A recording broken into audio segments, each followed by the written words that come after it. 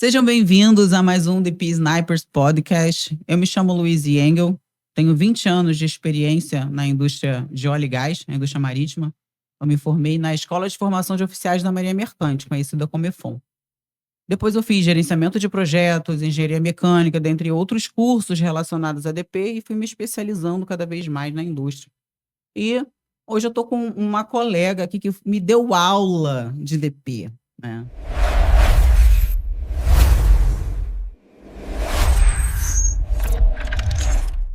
Que é Renata Borges. Então, a Renata Borges, ela tem uma vasta experiência, ela é mais antiga que eu, de EFON, né? Seja bem-vinda, Renata. Obrigada, Não Luiz. preciso nem apresentar, todo mundo conhece a Renata Borges. Então, você poderia contar, né, como é que foi a sua carreira, os desafios que você passou? Foram muitos, né, Luiz? Ah, Bom dia, boa tarde, não sei que horário vocês estão vendo esse podcast. Meu nome é Renata, tenho 46 anos, entrei na IFOM em 99, eu sou da segunda turma de mulheres aqui do Rio de Janeiro, porém, saí da escola com a terceira turma, porque nesse meio tempo eu fui mãe, né? Foi o primeiro desafio da minha vida. Então, eu fiz o primeiro ano da escola, eu embarquei, ainda estava no início da minha gestação, consegui trancar minha matrícula, graças aos meus pais eu consegui me formar, porque a minha filha foi meu primeiro desafio de deixá-la em casa e voltar para o quartel e ficar sem vê-la durante uma semana. nossa. Então, meu sistema nervoso acho que começou a dar o pau lá atrás. O problema não é O hoje, olho não. já começou a O olho tremer vai lá lá atrás. tremendo. Foi um grande desafio, uma grande satisfação em ver que as mulheres, né, têm o poder de conseguir fazer as coisas apesar de qualquer coisa intempérie que apareça no meio. Ainda mais você tendo uma família estruturada, sólida. Meus pais eram funcionários públicos, estavam aposentados. Infelizmente, eu perdi meu pai no segundo ano e a minha mãe foi minha base. Hoje, minha mãe é minha filha, né? Minha mãe, infelizmente, a saúde mental dela não está tão boa, ela mora comigo até hoje. E eu tenho a gratidão de poder cuidar dela hoje. Então, hoje eu tenho a minha filha, que já tem 25 anos, já mora com o namorado, eu tenho meu marido, 5 cachorros, e a minha filha mais velha, de 79 anos, que hoje me perguntou 30 vezes onde é que eu estava indo, o que eu ia fazer. Mas é uma satisfação muito grande, né? A Maria Mercante trouxe para mim tudo o que eu tenho, eu acredito para você também. São mais de 20 anos que a gente tem aí de experiência no offshore. Trabalhei 6 anos embarcada, como DPO, desci e fui dar aula, foram mais de 6 anos, em alguns centros de treinamento do Rio de Janeiro. Viajei muito para fora, então eu dava aula de DP, hidroacústica, carta eletrônica, de Você passou pela navegação. Kongsberg, né? Passei pela Kongsberg Maritime, passei pela Maersk Training, dei aula também na Vision Marine. E dentro das empresas que eu fui trabalhando também, passando conhecimento para o pessoal. Então, eu estou no setor de operações, eu acredito, já tenho uns mais de 10 anos. E como DP Authority, eu estou desde 2021. Já vão 5 anos nesse desafio. Quando o DP, antes de 2021, que eu vejo do DP, ele não era tão cuidado quanto é hoje, né? O DP era só... Eu lembro que eu estava a bordo e A os operadores... perfumaria ali. O pessoal ali, Perfumaria ali. o pessoal passa disso. Vocês só estão aí porque a gente está aqui no ROV, essas coisas. E hoje, É. né? E hoje a gente vê, né, os clientes, Total, Petrobras, todos muito preocupados e tem que se preocupar porque é uma ferramenta muito... São muitas pessoas dormindo acreditando que a gente está trabalhando com segurança Isso, 24 horas, né? 24 Porque navio não horas. para, né? Exatamente. Navio não para. Eu acho que o que você falou, né, sobre a maternidade é algo que preocupa, acho que toda mulher que atua na Marinha Mercante. E no teu caso, ela veio adiantada, né? Ô, Então, imagina os desafios que você passou, né? A Escola de Marinha Mercante, né, para quem não conhece, é, é um concurso para você atuar como um tripulante de navio, ou piloto, ou maquinista. E quando você está na escola de formação, que é a faculdade, né, só tem essa formação aqui no Brasil, só tem através de concurso, bacharel em ciências náuticas. Quando você Exato. passa no concurso, você vai estudar dentro de uma organização militar. Então, uma faculdade militar, internato, só sai final de semana. E você tem que ir bem nas provas. Se você reprovar, a gente fala que é jubilado. Não, eu costumava falar calça jeans Avenida Brasil, né? Porque fica ali em Olaria, né? A organização militar, que é o CIAGA. Então, lá dentro a gente usa farda, tem que cumprir, né, com todas as atividades militares. A gente passa por um período de adaptação também. Muitas pessoas desistem nessa adaptação. É puxado, Muito. muito puxado.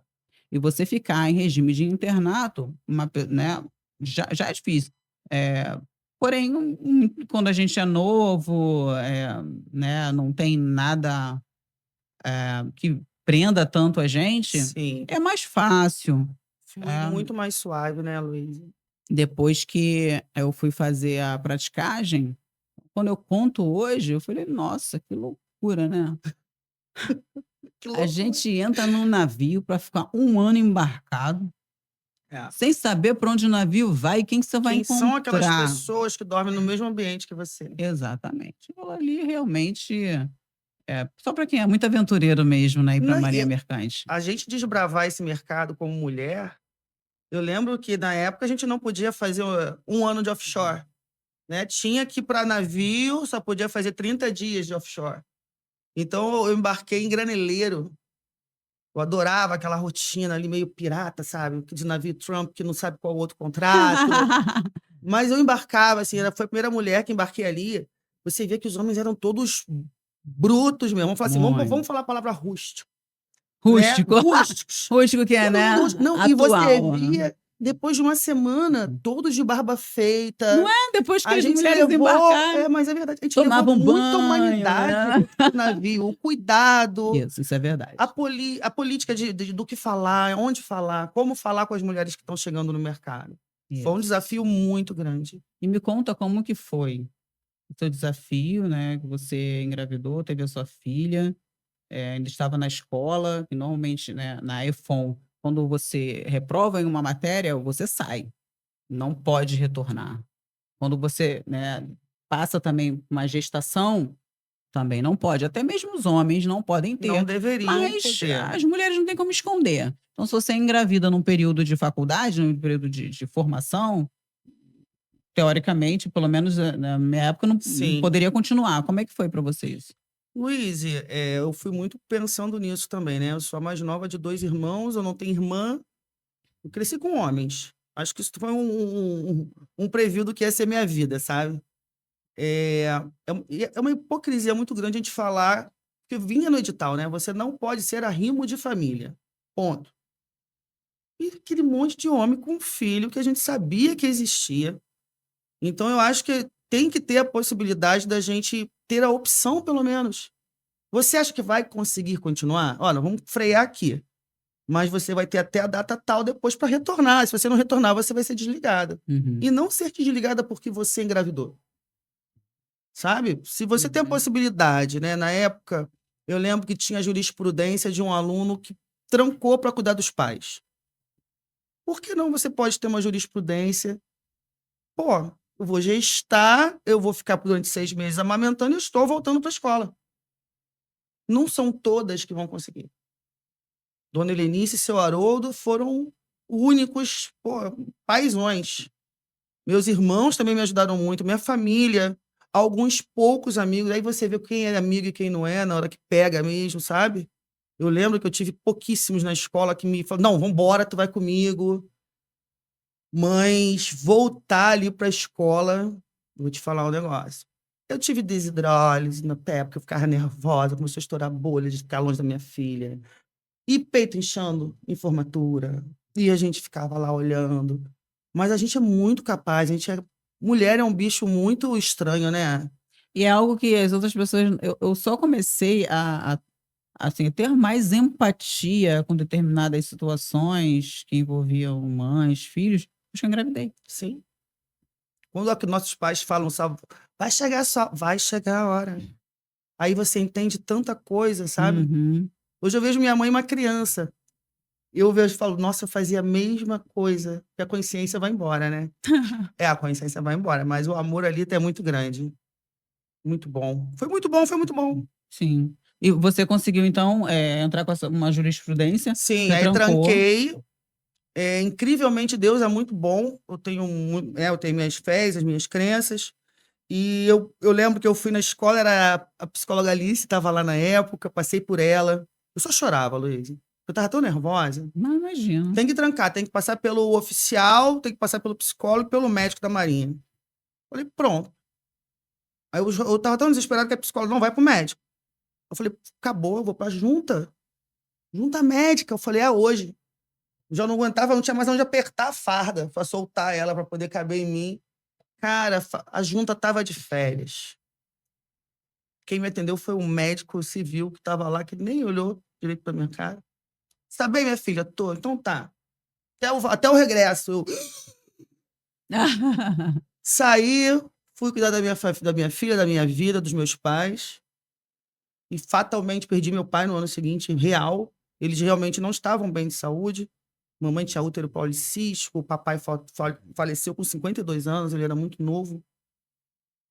E a vida seguiu na dificuldade, no perrengue, mas era para ser assim, sabe? Minha irmã é aeronáutica, era louca para ir para outros quartéis, fui para Marinha, acho o máximo. Tem gente que gosta de moto, eu gosto também.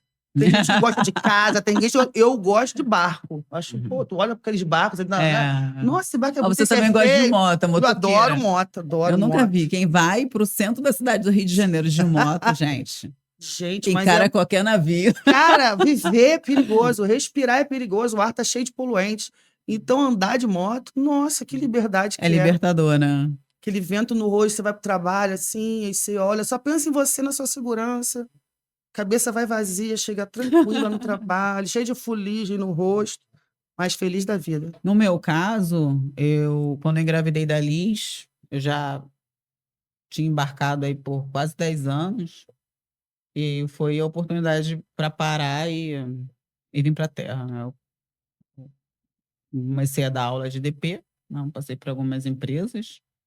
Daí eu vi a oportunidade de Eu lembro que começar a a gente prestar trabalhava junto consulta. lá, né? É verdade, tive uma época A assim. gente trabalhou junto dando aula. Eu nunca me imaginei dando aula, Luiz, eu vou te falar, foi uma experiência muito grata, muito gratificante para mim. Nossa, Passar conhecimento e você ver que você sabe passar conhecimento.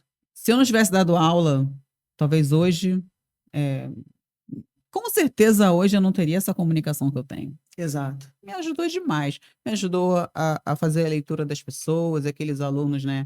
Que você já olha, "Ih, vai reprovar isso, vai passar isso, sabe, é preguiçoso." Então, a leitura comportamental ajudou demais. A comunicação, o próprio inglês, porque tinha que dar aula em inglês. Exato. Então, foi muito bom. E eu queria que pessoas, né? A parte de pessoas, né, quando a gente pensa em posicionamento dinâmico, ela fosse mais valorizada. Sim.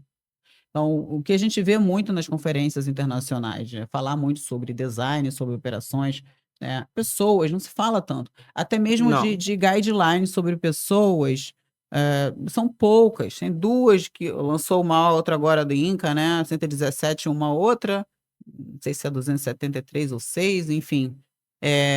MTS tem também aquela PDDP2 Tool, mas quando você vê de design tem vários. Ok, design é mais complexo, é realmente algo que a gente tem que se aprimorar, né? Mas focar em pessoas é O fator importante, né? O humano tá fator faltando, humano. né? De você olhar para aquela Muitos incidentes pessoa. acontecem, né, por conta do fator humano. E o nosso papel dando aula é o quê? Reduzir o número de incidentes causados pelo fator humano. Eu entendo que, né, quando as organizações focam muito em design, é o quê? Evitar incidentes causados por algum design ruim, né, na parte operacional também. Então, se a gente for parar para pensar, a parte humana, ela envolve muito a parte operacional. Sim. Então, se a parte humana não estiver muito bem envolvida, né, quem que vai entender os outros setores? Então, depois que eu comecei a frequentar conferências internacionais que eu via, então tem muitos engenheiros realmente que entendem muito da planta do design, né? Mas quando você passa por experiências que você embarcou, que você operou, que você viu funcionando, eh, a forma que a gente vai transmitir para as pessoas que estão a bordo, ela é diferente. É muito diferente. Cada ser humano é único Exatamente. e vai reagir de diferentes maneiras frente a diferentes pressões, né. Tem gente que numa hora de nervosismo não lembra nem do nome. Ah, sim. Eu trabalhava embarcada ainda, e isso de fator humano é muito interessante, que eu fui fazer um freelance na época, eu estava saindo dessa empresa que eu trabalhava embarcada, e eu fui fazer um freelance navio de mergulho, e meu último dia a bordo, Luiz, cara, passagem de serviço pronto, cheguei pro serviço do turno às 18, o voo era 8 horas da manhã. Quando eu sentei no DP para começar meu checklist toda contente, só a explosão, a tremedeira no barco, explodiu o compressor do mergulho, incêndio a bordo. Hum. Era gringo de tudo quanto era lugar. E aí, na hora do o fator humano, né, tremeu, eu só, comandante sobe, desço correndo, boto meu macacão, tranquila, sei lá, não, onde é o setor, pá, cadê a brigada de incêndio? Hum. O fator humano, tava todo mundo de colete para desembarcar perto da baleeira, só fui eu imediato pro combate. Aí quem não tinha que combater tava descendo tentando combater. A confusão De danada. chinelo e pijama, eu falei: "Senhor, volta, por Ninguém seguia a favor". tabela. Não teve tabela certa, não teve tabela certa.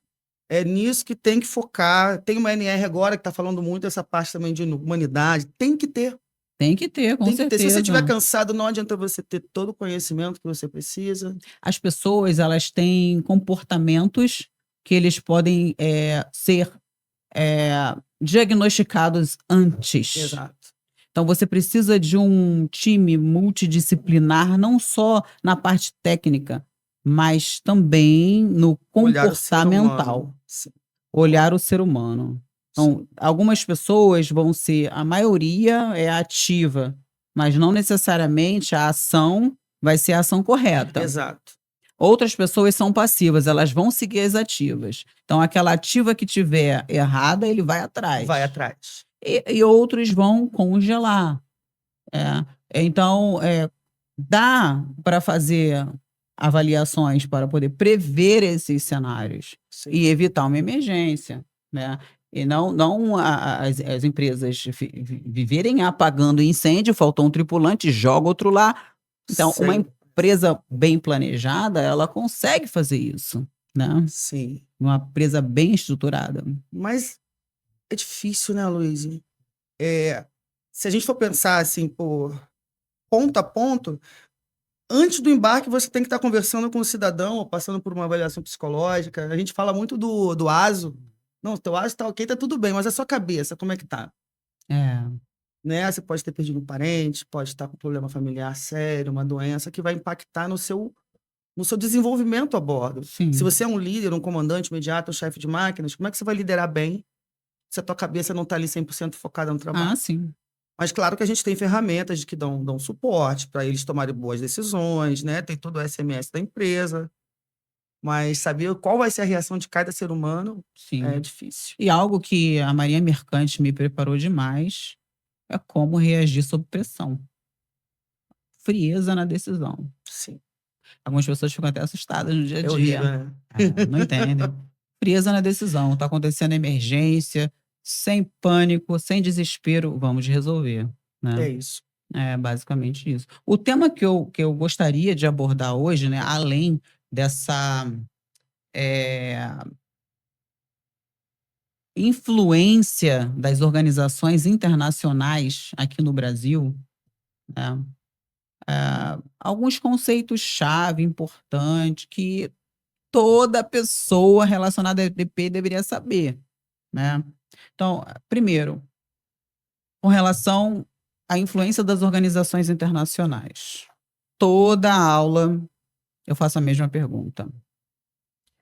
Eu apresento quais são os DP stakeholders e desses DP stakeholders tem a Organização Marítima Internacional, que para posicionamento dinâmico influenciou, né, colocando um padrão de DP ali, a MSC 645 em 1994. Então, o primeiro DP foi criado em 61, só teve padrão em Muito 94, tempo né? depois. E anos depois, só em 2017, fizeram a atualização da 645 com a MCC 1 Circular 1580, né. Eh, Quem foi que reuniu esse comitê de segurança foi a IMO, né, com o objetivo de reduzir incidentes relacionados, eh, a entendimento melhor dessa parte operacional, classes de DP e dentre outros conceitos que a gente encontra ali dentro daquela circular, tá. Então eu faço a seguinte pergunta, eh o que que, qual o organismo, qual o órgão aqui, dos stakeholders que eu estou apresentando, dentre fabricante, classificadora, armador, IMO, INCA, MTS, qual desses, ou KINF, qual desses é obrigatório, né, que seja cumprido? Todo mundo responde IMO, né. Por quê? Sim. Tem aquela crença, né, da IMO, realmente é uma agência especializada da ONU, criada lá na década de 40. Ela, tem as convenções estatutárias, os códigos, né, essas MSCs importantes aí para a nossa indústria marítima. Porém, trata-se de uma recomendação, é uma boa prática. Então, quem vai fazer com que isso se torne obrigatório é a Marinha do Brasil, É a bandeira. no Brasil. Então, lá dentro da MSC está escrito: "This is a recommendation", né. E lá dentro, para quem lê, né, eh, além de falar que é uma recomendação, ele trata a marinha local como a local administration. Nem Isso. sempre vai ser uma marinha militar, né, aqui no Brasil é. Então a Marinha do Brasil coloca aquilo em normã. Então, eu pude acompanhar com a atualização em 2017 da 1580 e eu entendi a influência. Eu entendi o propósito, para mim era claro, né. Mas eu sei que, essa visão industrial ainda é um pouco, né, nebulosa para muitas pessoas, né. Para mim foi bem claro, né, que quando foi criada lá a 1580, tem uma observação sobre a seção 4, tá. A seção 4, que fala de operações, ela aborda o AZOG, dentre outros, documentos importantes a bordo, né. Então, o ponto-chave ali foi o AZOG. Por quê? Se já tinha na norma 1 brasileira a 645, com a atualização da 1580, era questão de tempo. Sim. Então, quando a 1580 entrou na norma 1, ok, se tornou obrigatório. Perfeito. O que foi muito bom, né, para reduzir incidentes relacionados a posicionamento dinâmico, né. Mas eu acho que o que falta de consciência, né, das pessoas é essa visão industrial e o poder, das organizações internacionais a nível de influência. Sim. Total. Totalmente. O pessoal enxerga de uma maneira muito errônea até os exemplos que vêm dentro dessas diretrizes, né, desses códigos, o pessoal tá achando que você tem que seguir tudo by the book, né. Em vez de ver realmente o que que é mandatório para aplicabilidade aqui da bandeira, Sim, né. Se você faltar uma frase que tiver escrita num órgão, seja na INCA, na MTS, dentro do seu procedimento, tem que refazer ele todo. uhum, Quando na verdade as diretrizes não, as regras que a Marinha do Brasil impõe pra gente, ela é muito direcionada para algumas diretrizes da INCA, não são todas. sim, E não são todos. infelizmente ou felizmente, que são boas práticas, isso se torna regra aqui no Brasil, e acho que é muito importante você trazer isso à luz, Luiz, porque isso precisa ser debatido. O Nossa, pessoal muito. tem que ter o entendimento da São diferenciação. as diretrizes mais básicas de DP. Num curso introdutório é 645 e 1580. Isso. Então, outros assuntos são abordados. Eu acho que o foco no fabricante também é algo que fala muito do sistema deles e tira o foco da indústria. Quando fala, fala pouco. Então, esse entendimento aprofundado na influência da indústria é de extrema importância quando você quer, direcionar um melhor caminho para o Brasil, no nosso caso, Sim. né. Então aqui existe uma grande influência das organizações internacionais, né, que não então você tem lá, International Marine Contractors Association, o Marine Technology Society. Então, se vamos influenciar, né, de forma positiva para trazer o quê? A redução de incidentes relacionados a DP, Sim. né.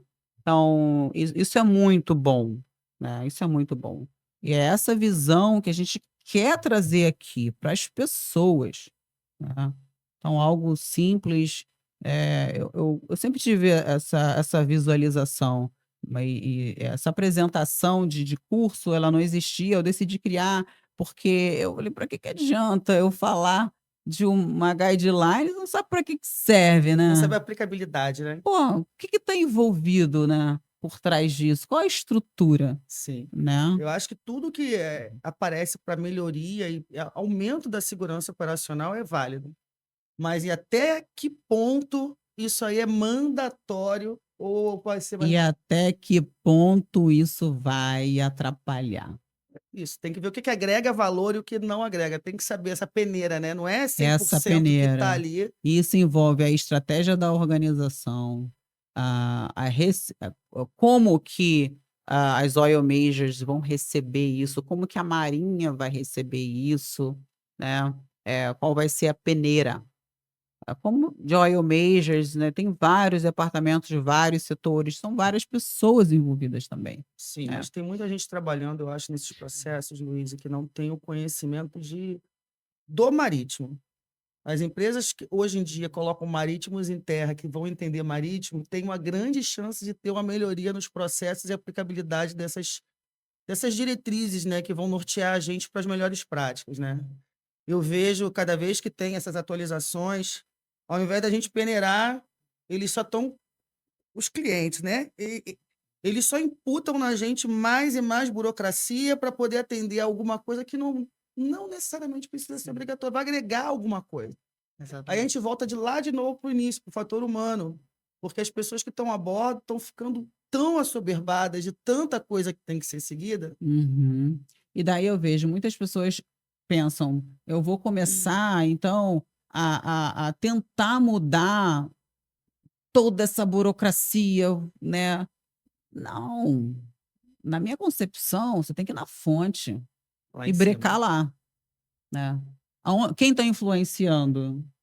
Como que a gente pode conversar para mudar isso?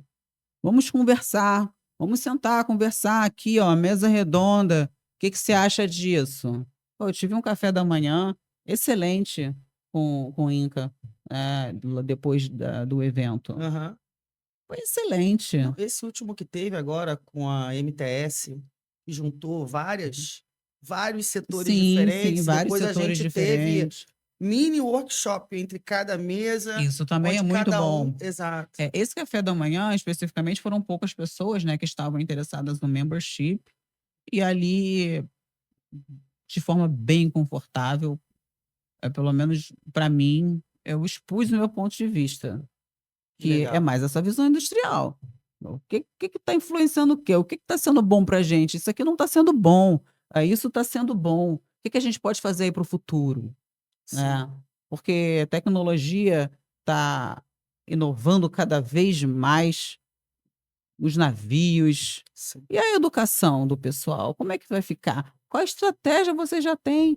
Bora montar uma, né? Um papo reto, né, como a gente fala aqui. Que bom que você teve essa oportunidade, né, de passar essa percepção sua, não só como marítimo, mas também hoje podendo influenciar para a melhoria dos processos do pessoal que está vindo atrás da gente, né, Luiz? Sim, a gente não tem que se preocupar agora que quem está botando um papel, quem não está, burocracia, vai no cerne, vai direto na fonte. Sim, Então, quem tem o poder de influência, o que que a gente pode fazer para mudar? Olha, muitas vezes a cultura local, ela não é percebida, sabe?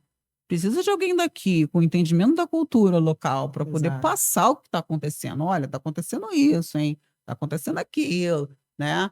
Para os, né, os órgãos influenciadores tomarem ações, né? Então, acho que isso é de extrema importância.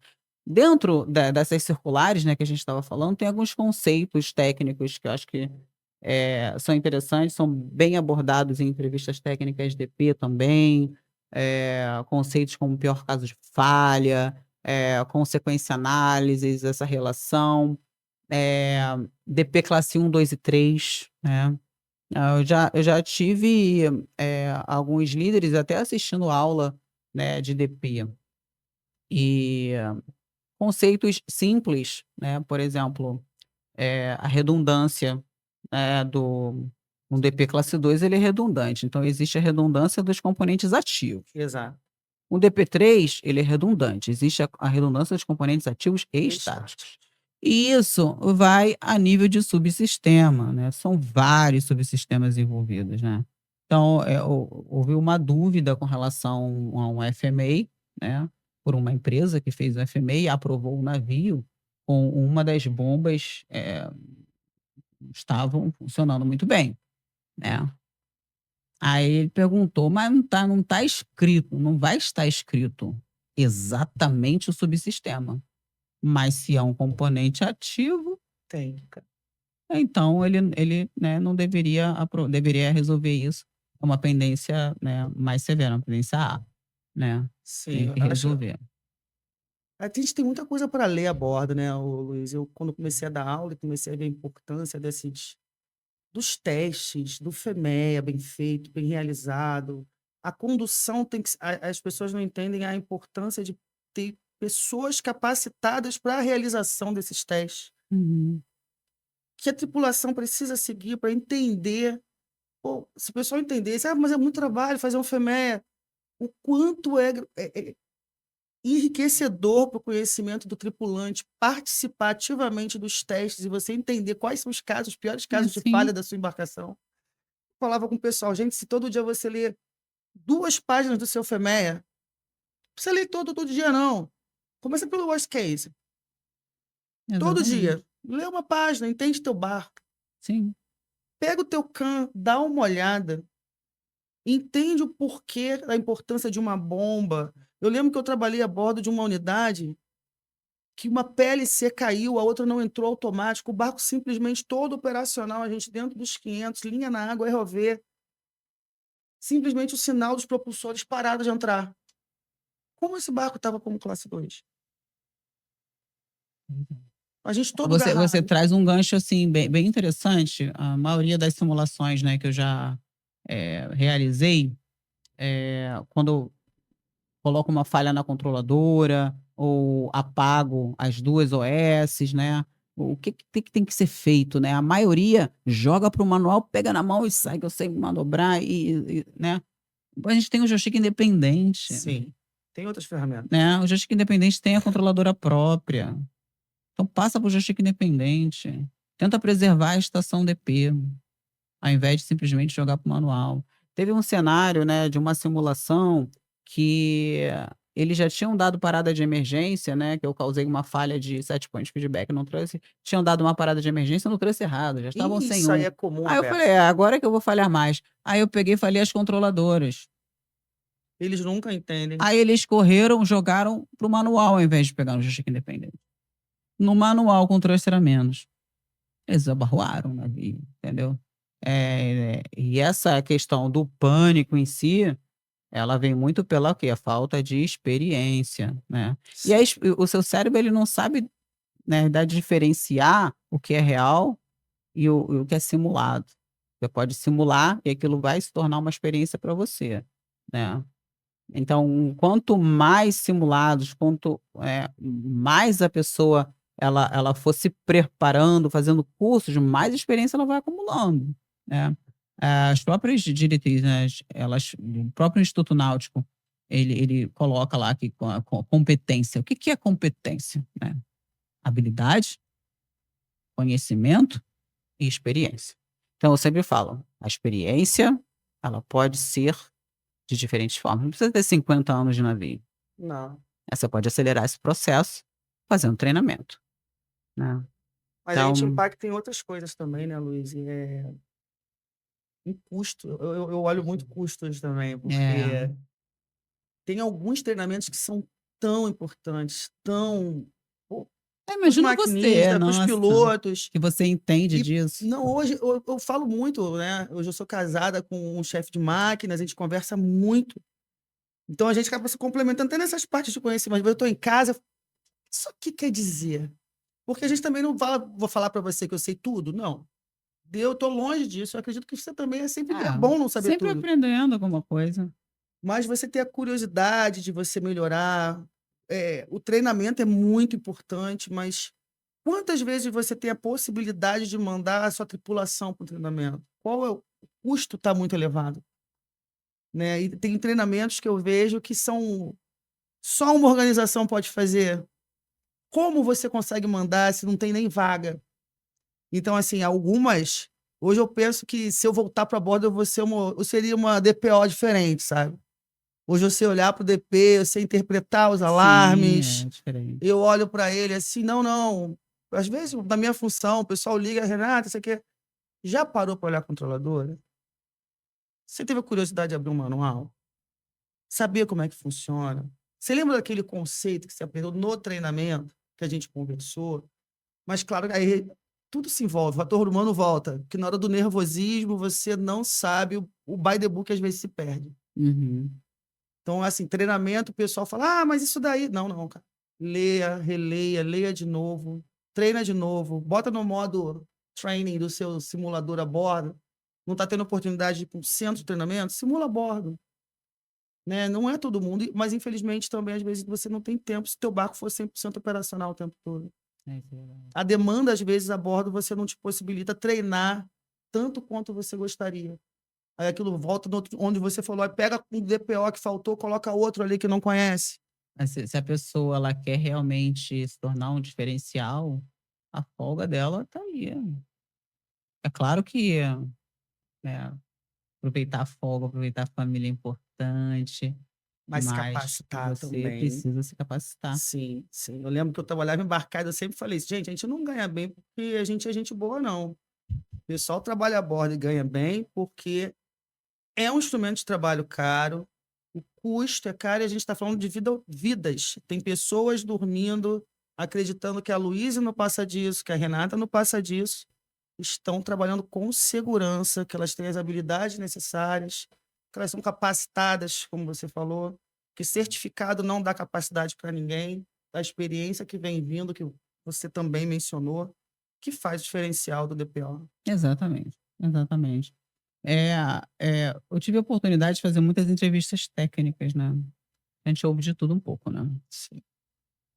E, às vezes tinha um navio que você tinha que tripular. Tem que descer o sarrafo aqui. Eu vou ensinar para ele. Assim, conceitos que você tem disponível, uma leitura simples. Sim. Você tem hoje, né, na própria internet. O Tem Nautical tudo. Science Academy ele tem podcast técnico de diretriz. Agora a gente tem esse podcast aqui. Então tá aberto, tá para o público, dá para estudar. Então, perguntas, por exemplo, como qual seria a sua ação numa situação de consequência análise de alarme e o que seria exatamente o consequência análise de alarme. Aí eu só ouvia o comandante, o imediato, o piloto, enfim, falando: eu mudo o apruamento. Tá, ok, você mudou o apruamento para reduzir os esforços. Mas por quê? Então, se começa a se perguntar, mas por quê? Se está alarmando o consequência análise alarme, por que está alarmando? Né? As pessoas não têm noção da importância da Então, análise. precisa o quê? Se aprofundar um pouco mais. Então, consequência análise do alarme, ele vai alarmar quando, caso venha perder um barramento, o outro Não vai ser. não vai segurar. Então, se o conceito de redundância é manter posição, mesmo que uma falha venha a ocorrer, né, a gente está infringindo a redundância. Sim. Por consequência, análise alarme, ele está te falando: olha, se esse barramento cair, o outro não segura, tá? E ele fica o tempo todo fazendo essa análise. Então você tem lá dois barramentos, 50-50, três barramentos, 33, 33, 33%. Vamos pensar em dois barramentos, barramento 1, barramento 2. O consequência análise. Se você perder esse, o outro segura? Segura. Não alarma. Se você perder esse, o outro segura? Segura. Não alarma. Aí a condição de tempo vai aumentando, tua proa já não está muito legal. recebendo aí um mar de través, um vento de través, aí o consequência análise alarme, pum, aparece. O que está acontecendo? Ele vai te dizer lá, consequência bus 1. Então, ó, se perdeu o bus 1, o 2 não vai segurar, né? É isso que ele está te falando. Se não vai segurar, você não está redundante. Se não está redundante, alarme amarelo do Azog sai da zona de 500 Eu metros. costumava falar, quando eu dava aula sobre análise de consequência, que as pessoas achavam que ela corria os 3 sistemas do DP, né? Não, eu já ouvi isso também. Aí a pessoa, não, mas... Aí eu falava, e se a giro falhar? Vai alarmar? Vai! Não. É, muita confusão, né? As pessoas confundem isso. A gente está Muita falando só de confusão. power e thruster. É. Né? E eu falava pro pessoal, gente, análise de consequência é aquela vizinha pessimista sua. É aquela vizinha que olha para você, mas e se isso aqui parar? Vai dar ruim? Não, então tá bom. Daqui a 5 minutos ela pergunta a mesma coisa de novo. E se esse propulsor parar? Vai dar ruim? Só que é isso que você está falando, de mudar para o aumento para diminuir a carga, justo e necessário. Mas você também perde o modelo matemático, que precisa que você não tenha mudança de proamento ou de posição para estar rodando. Porque consequência análise demora, precisa de um modelo estruturado para poder fazer a sua análise de consequência. Então, assim, eu acho que as pessoas precisam desse conceito, entender a importância de você habilitar o classe 2 ou classe 3 no seu DP para habilitar essa análise de consequência. E entender, não, você não está perdendo, mas você está degradando a sua classe. Sim, sim. Você falou algo agora que me lembrou eu fico mexendo no software muitas vezes e você fica vendo algumas pessoas com alguns conceitos errôneos. E aí eu começo a ver o que o fabricante poderia fazer para melhorar a vida deles, para melhorar a vida do operador, que já tem tanta coisa para fazer a bordo. Você já trabalhou com um fabricante específico e né, tem a parte do median test lá, dos PRS, né, que ficam flutuando. Né, então você tem 3 PRS, formou o median test. E caso um PRS ele venha sair, né, do median, vai ser rejeitado. Daí tem um fabricante específico que tem lá o warning e o warning reject. Para que tem um raio do warning reject? Tira aquele negócio dali, gente. Então, eu acho que precisa o quê? De uma conexão maior do operador, de quem está a bordo, quem está vivenciando, com o fabricante também. Sim. E os manuais nem sempre são tão ricos de informação, a gente sabe disso. Sim, não é. A questão do warning reject, né? Quando você tem 3 PRS dentro do median e está configurado para o warning reject, significa que caso venha passar daquele círculo ali, eu vou botar depois uma ilustração, ele vai ser rejeitado. O problema é que, quando a gente tem cintilação ionosférica, né, a onda eletromagnética lá do satélite, papo de nerd, né? Esse mas eu adoro, sabia? Eu também. Nossa, eu entro no site da NASA, fico vendo a chuva de elétrons, gente. Parece, olha, gente, não ri, não. Olha, eu não falo de idade, não, a gente é experiente. Tem uma experiência que nós já vivemos na nossa vida, que teve uma chuva de elétrons tão absurda que cobriu os satélites, a gente ficou sem televisão há muitos anos atrás. E eu lembrei disso quando eu comecei a dar aula, porque teve o pico de cintilação em 2011, teve cíclico isso daí. Aí eu fui ler. Cara, eu achei o vídeo da época. Luiz, é muito interessante, porque você vê aquela chuva passando, envolvendo os satélites, parecia uma chuva de areia batendo na tela do satélite. Gente, desculpa, papo de nerd, assim, eu adoro esses assuntos. O satélite, ele tá, né, pode estar em 22 mil quilômetros da Terra ou mais, né, dependendo do satélite. Mas, enfim, ele vai emitir uma onda eletromagnética para a Terra e ele vai passar por diversas camadas da atmosfera aí, que isso vai fazer com que ele atrase para chegar em Terra, o que acaba gerando uma impreção de posicionamento. Mas a camada da ionosfera ela é muito grande, né, tem quilômetros. E quando ocorre a cintilação ionosfera, o nome já diz, né, aqueles magnetic storms, né, do Sol, aquelas explosões magnéticas afetam essa camada da ionosfera. Ela fica mais densa. O que acontece com o sinal do GPS? Ou não chega ou chega com erro. Isso aconteceu comigo várias vezes. A bordo, perfuração. A gente com GPS 1, GPS 2 e um HPR. né, o hidroacústico. Nossa. Os 2 GPS Foram juntos. foram juntos, mesmo lugar, lindos. Aí o DP, o Warning Reject, né? Quem tá errado é o hidroacústico. Tem 3. 2 estão indo para lá. Quem que tá certo? Eles dois. Eles 2. Eu vou rejeitar o HPR e eu vou seguir na vida. Drive off. O que é pior? Vou te falar. Não Um tem... drive off. Aonde o thruster, ele vai responder aquele comando. Sim. E o navio, ele vai ter uma deriva forçada, absurda, para o lugar que aqueles GPS estão derivando. Então, eu pergunto, por que tem aquele raio do Warning Reject? Luiz, eu acho que entra... Assim, você sabe, a gente sabe o que a gente está falando, né? Mas pensando numa pessoa... Eu tenho os históricos de vários alarmes desse tipo, e teve um, né, porque eu trabalhava no fabricante, dando aula, e o erro foi do operador. Porque ele não identificou, ele não... Gente, a gente trabalha com tantas telas, para quem nunca teve a bordo, a gente trabalha ali 2 telas no DP, 2 de hidroacústico, RV, mais 2 de satélite. Fora dentro do DP que tem várias telas. Fora né? dentro do DP. Mas assim, a operadora era uma menina, ela não olhou para as telas do satélite, para ver que quem estava indo embora era o satélite. E ela manualmente tirou o hidroacústico. Então, assim, também tem o pró e o contra da brincadeira. Já que o DP, se ele tivesse o warning reject, pode dar problema. E se o operador não tiver a tranquilidade, é que você falou, a frieza de parar, não, peraí, o que está acontecendo com o meu DP? Deixa eu olhar aqui. O EPE devia estar enorme. O HDOP gritando. Mas se ela não olhou, o dedinho dela pegou o dedinho... Traduzindo, HDOP, geometria de satélite, EPE é o erro. É o erro de precisão. E teve também. Então, assim, pode facilitar? Pode.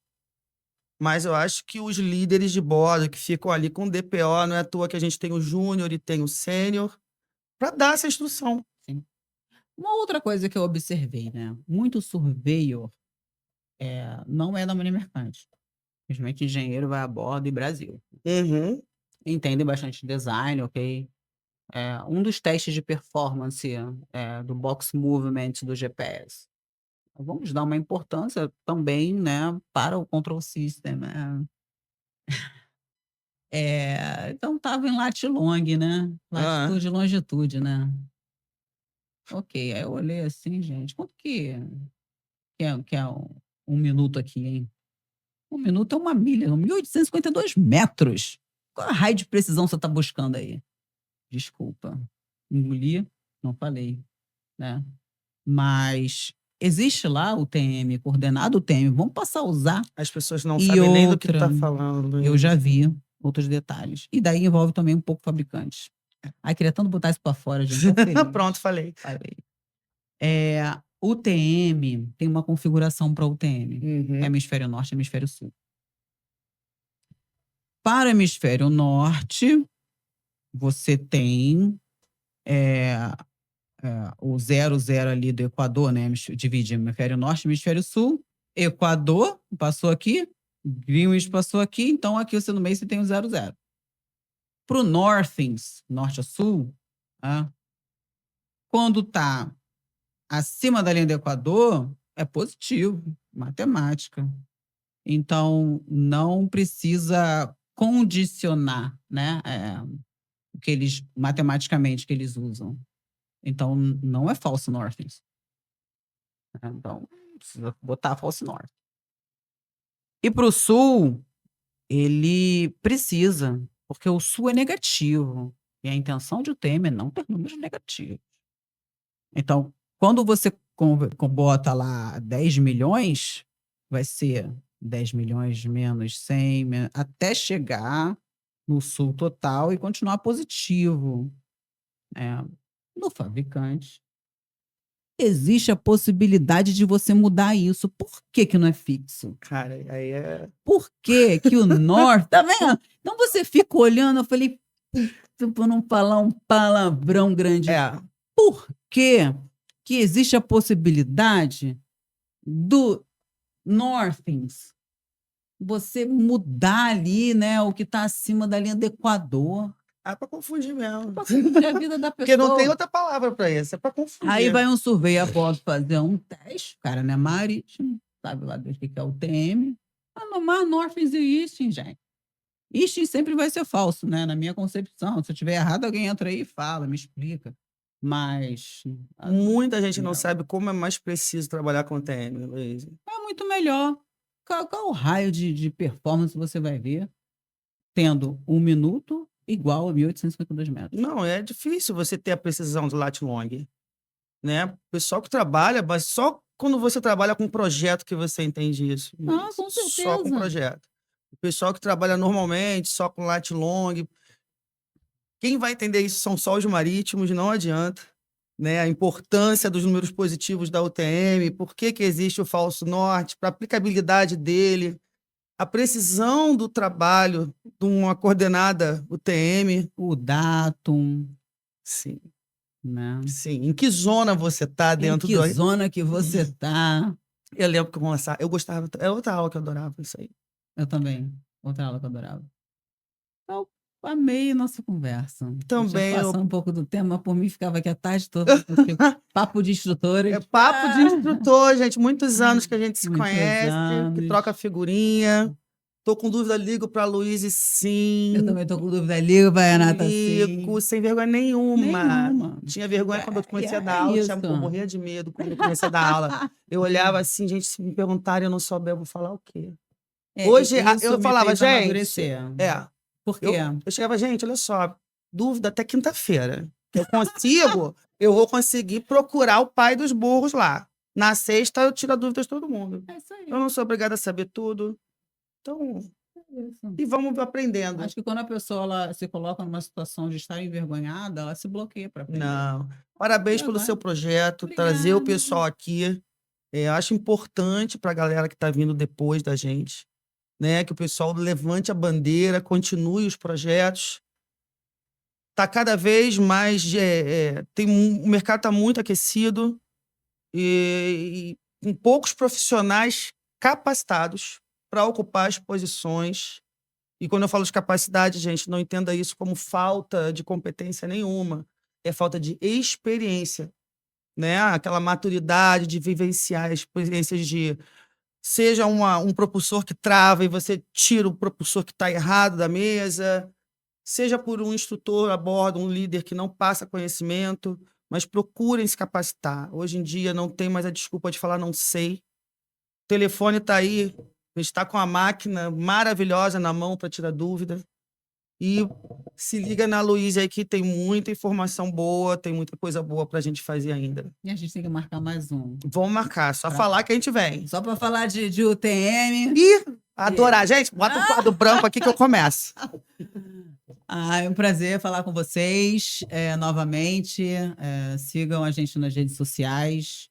Então, quem não segue aí o canal do YouTube, já se inscreve logo, ativa o sininho. Sempre esqueço de falar essa parte. Ativa o sininho, mais importante. É isso aí. Ativa o sininho para novas notificações. Essa semana está sendo lançado mais um, né? Bem interessante também. E toda semana a gente vem com um tema diferente, importante, não só de DP, tá?